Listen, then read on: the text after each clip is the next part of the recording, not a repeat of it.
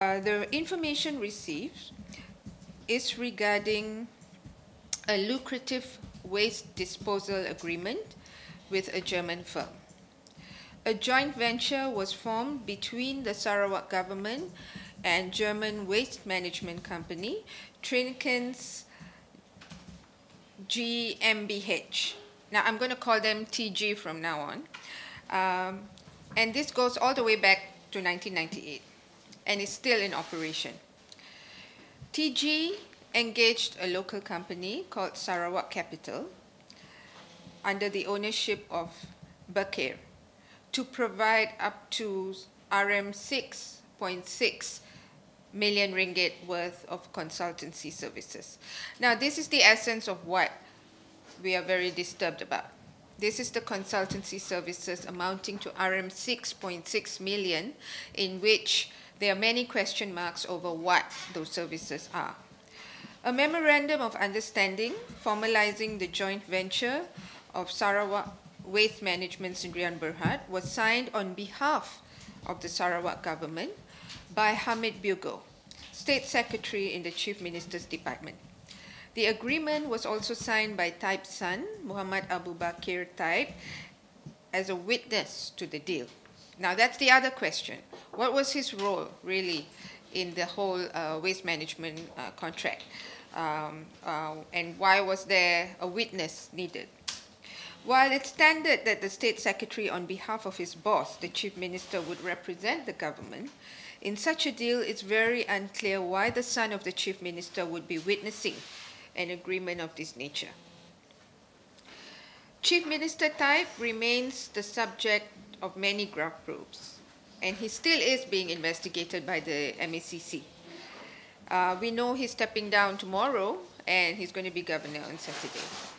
Now, back to this problem. A consultancy agreement was drawn up, and so we found out from the information that we got, between TG and SC Sarawak Capital, which required payment to Taib's son up to RM 6.6 million. And it is believed that this represented part of an earlier informal agreement where 16.5% of TG's investments in the joint venture would go to Taib and his family.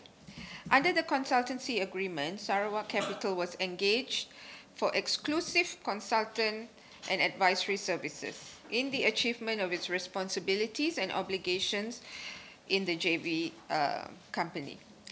Lawyers representing Chief Minister Taib stated that that contract that you appear to refer to was not executed in the terms that you imply. So which means that Global Witness had actually contacted the lawyers of Chief Minister Taib.